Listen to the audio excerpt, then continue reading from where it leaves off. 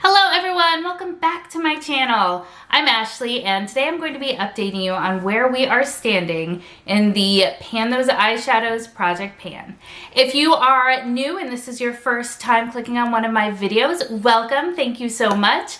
My name is Ashley and I do tons of project panning as well as beauty content in general. So if that's something that you're into, you are definitely in the right place. And if you are a returning fan, hi, thank you so much, love your faces, and I'm excited that you are here.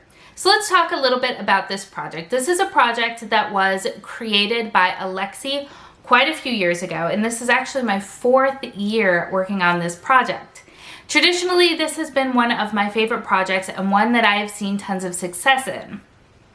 This year is proving to be a bit of a deviation.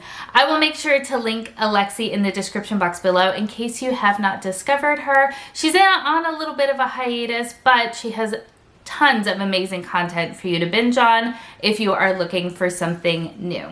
So within this project, I am currently working on 5 eyeshadows in 5 different palettes with the ultimate goal of hitting pan on them. Now, I have given myself kind of a break in case of emergency sort of scenario. If I have used the shadow 30 times and I still have not hit pan, then I do have the option of rolling it out.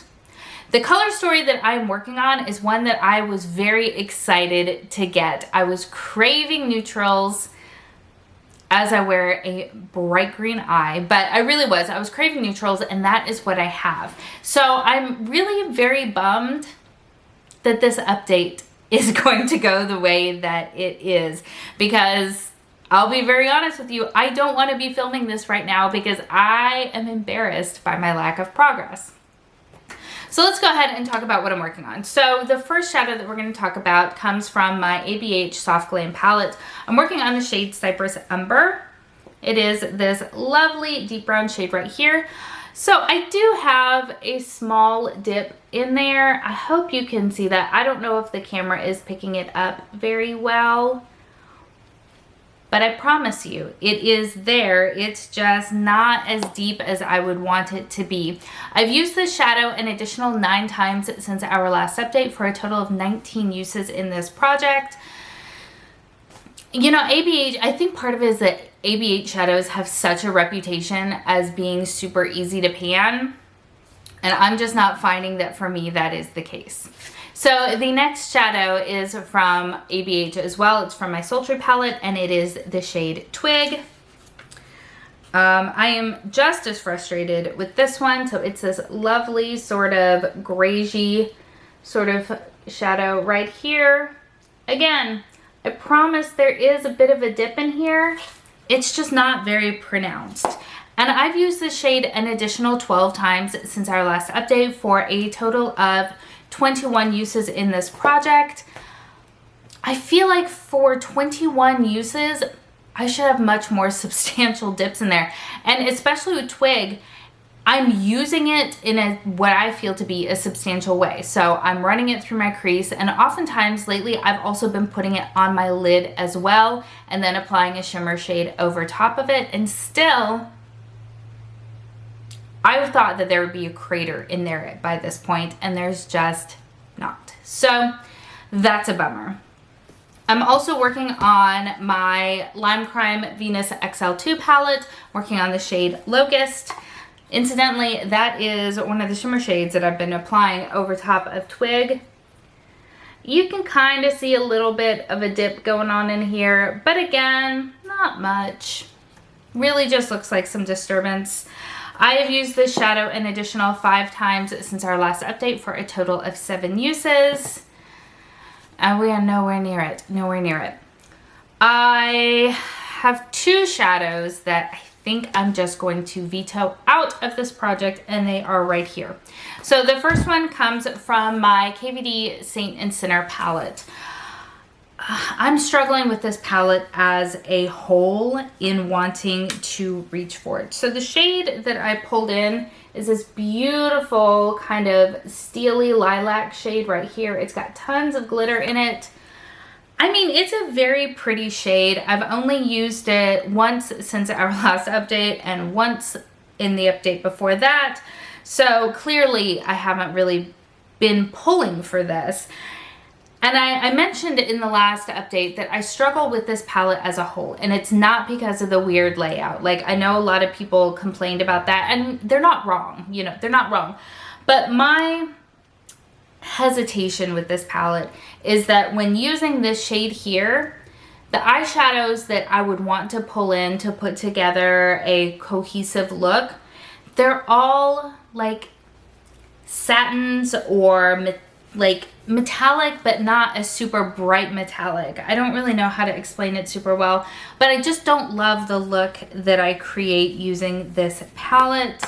And I'll be honest, I just don't want to look at it anymore. I just don't want to look at it anymore. So I think I'm going to go ahead and just roll this out, use one of my vetoes, and be done with it. The other one, I'm actually super sad about rolling out of this project because I actually quite like it a lot, and I really like this palette a lot. This is the Too Faced, what is this technically called? Life's a Festival Peace, Love, and Unicorns palette. Such an underrated palette. This is so good. In fact, I have one of the shades on my inner corner today, full of just super fun duochromes and metallics, and I really, really enjoy it. However, the shade that I'm working on is this one right here called Artist's Pass, which again is really beautiful. I'll give you a swatch of it, and I will pop up a picture of my color story. I just don't really want to swatch it right now. Well, actually, no, I take that back. I'll swatch it when I roll into new shades. So this is the shade Artist Pass. So it's got this kind of purple base with a blue flip to it. Really, really, really pretty. However, if you saw my Pan That Palette update, then you know where I'm going. I took some of the remaining shadows from that palette and I frankened them together along with a couple of other odds and ends. And what I ended up with is this right here. Looking a little familiar? So this shadow right here is really quite similar, just not as fun. Just not as fun. And I got a lot of really good suggestions on that video, and what I don't want to do is put this shade down and then layer this one on top of it, because I don't know, I don't want to use something just for the sake of using it. I want to use it to enjoy it, and I feel like that's what I would be doing, just using it out of obligation more so than using it because I'm creating a beautiful look with it.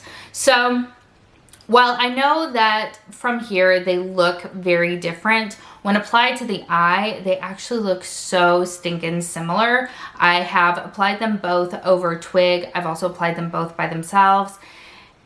And I like, where did it go? I like this one better, but I've been working on that Pan That palette since January of 2021, and I have decided that it feels more important to me to use up that palette than it is to hit pan on this particular shadow. So I have decided to go ahead and just roll it out so that I can focus all of my attention on my Pan That palette shade until it gets used up, and then give this the love and attention that it deserves, because it is such a great palette.